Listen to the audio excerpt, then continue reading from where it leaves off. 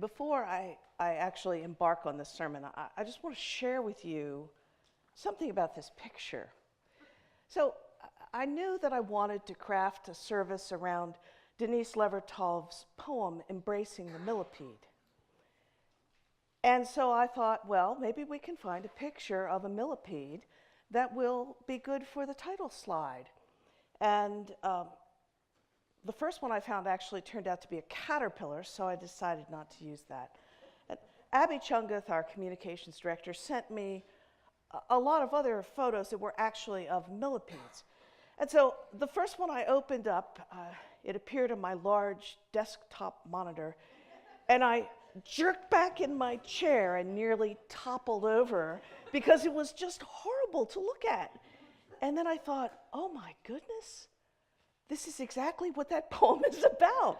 Look at how I am reacting to this millipede. So then I was in a quandary because obviously I did want to use a millipede, but I didn't want to use one that was so unpleasant to look at that you would have to sit here looking at something that would make you recoil. So we found this one. I think this one's actually kind of cute.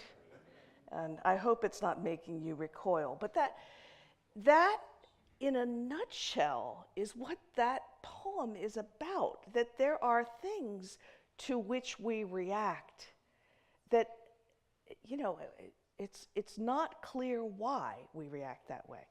It may be our biology. It may be years of evolution. It may be an experience we had as a child, not a good experience. Who knows what is there? Maybe it's how things we learned at home when adults screamed or jumped back at the sight of a creepy crawly thing with lots of legs. Even the names, like creepy crawly. So I started to think about what that poem actually means and about this recoil reaction. And I remembered an experience I had. It was a long time ago in France. The children were very small. And I had had the good fortune, and that's an entirely different story for another day, of being able to spend the summer in an old French farmhouse in wine country near Bordeaux. Yes. This was a very old farmhouse, and like many older buildings, it was not hermetically sealed. It was in fact quite permeable to any little visitors who might want to come in. And one day I went into the little restroom that was the most convenient one to where I was, and I opened the door, and I noticed on the floor in a corner, near a hole that I had always assumed was a mouse hole, a giant armored spider. Now, okay, I'm not normally that fearful of spiders. In fact, I'm the sort of person who typically, carries them outside, gets them out of harm's way and out of the house. But this one it wasn't weak looking the way, with those frail legs. It looked really ripped. And it was at least this big, the size of a baseball, say, with very powerful and many legs. It had these sort of fang-like pincer things at its face that looked absolutely lethal. And I thought, well, I understand that this is probably this spider's home, but I didn't really want to, how shall I put it, sit on the throne with the spider right next to it. So I thought, well, what can I do? And then I thought, well, there's that little hole. It probably came out of the hole. Maybe I can get it to go back into the hole. So I picked up a broom, and with the stick side, I gently, very carefully and cautiously approached the spider, thinking that the spider would see this mysterious thing approaching and would go scuttle back into its hole. That was not what happened. I got a little bit closer, and the spider, instead of running away, made a shrieking sound and clamped onto the end of the broom. And I immediately made a shrieking sound, dropped the broom, ran out of the bathroom, and closed the door, and told the children that that bathroom was out of order. So, you know, I still to this day, I mean, it was like it had armor on. You know, it was amazing. And I reacted to it as if it was clearly life-threatening, which it may have been. But as I think about it now, and even at the time, I realized that it had definitely triggered my amygdala that releases all those, the adrenaline and the fight or flight hormones, you know, from the reptilian brain. My reptilian brain was fully engaged. The prefrontal cortex, not so much. And I thought, wow, you know, that was incredibly powerful in terms of my reaction, not just when it latched onto the broomstick, but even when I first saw it. My instinct was that I was very afraid. I recoiled from it. What if, instead of thinking of it as a very dangerous thing, I had somehow managed to overcome my immediate reaction of recoiling in fear and disgust, and thought of it as kind of a warrior spider, like a samurai in its armor and with its code of conduct, of honor? What if I had, instead of living in that moment of amygdala introduced fear, what if I had treated it with respect? And I thought, well, what would that look like with this warrior spider in the bathroom?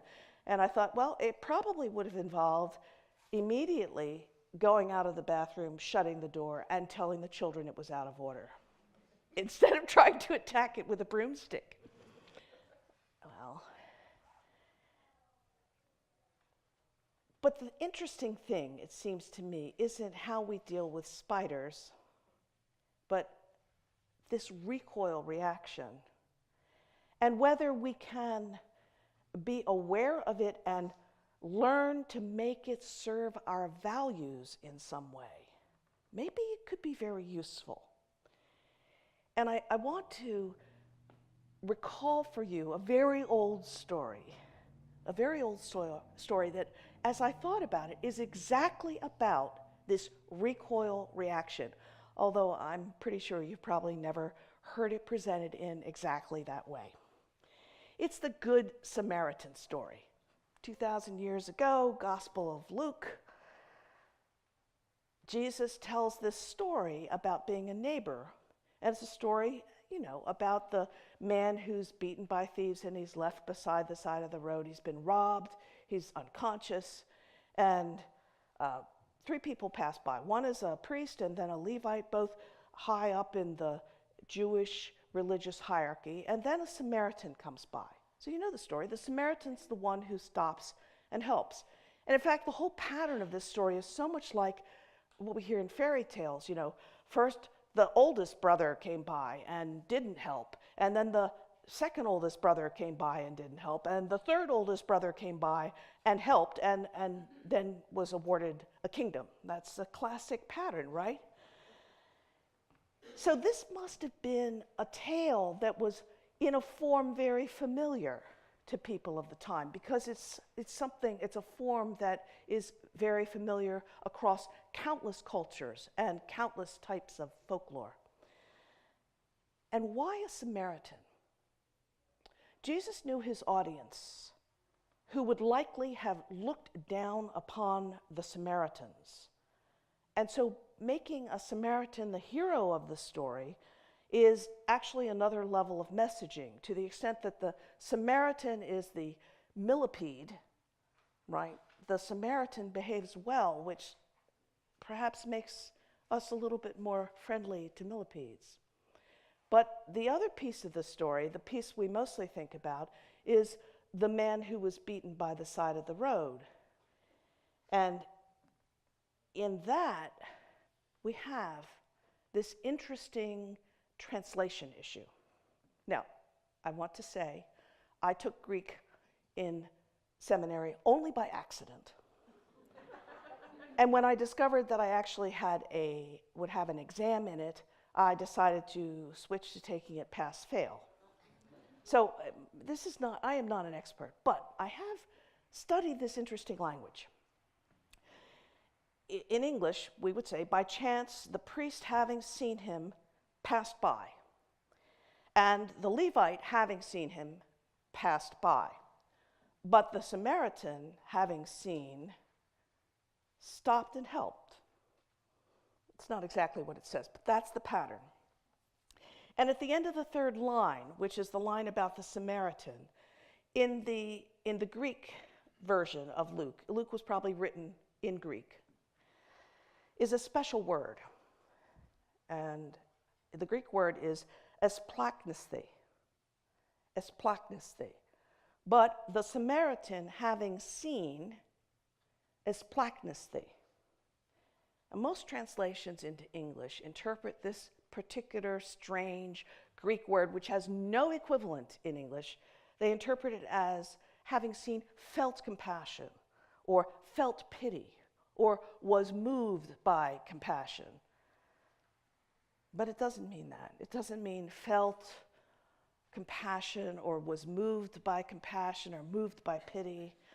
Instead, this strange word, esplaknisthe, refers to bowels. Bowels. So remember my story about the bathroom and the spider. That kind of bowels. There isn't a direct translation to English, but perhaps if I were translating this today, I would say something like, but the Samaritan, having seen, felt kicked in the guts, or found it gut-wrenching, or maybe just recoiled. There's that moment. The man is beaten by the side of the road, unconscious.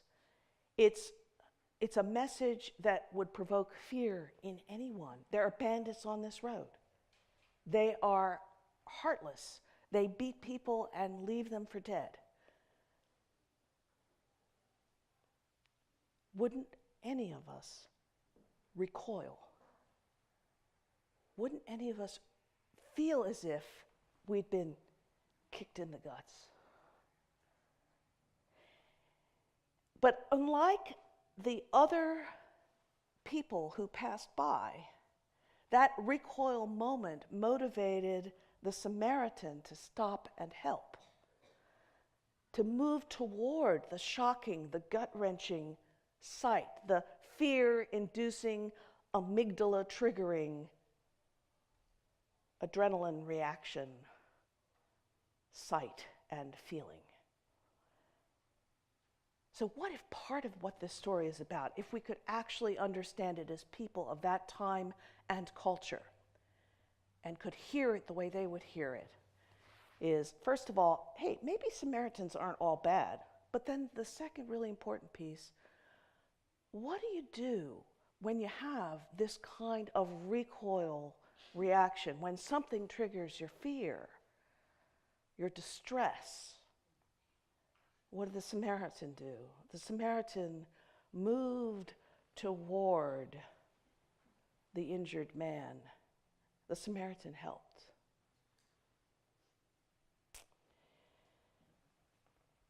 Here's the thing. And this is not something that is obvious in the story as it comes to us in English today. But maybe what the message of this isn't just about helping people who need help, right? Because that's pretty straightforward. But about helping people even when this recoil reaction is triggered within us. Helping people even when we want to take a step back. That's our first reaction.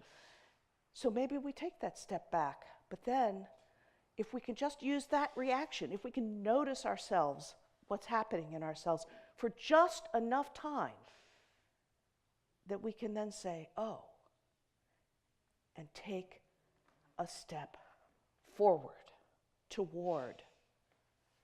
toward the source of this reaction.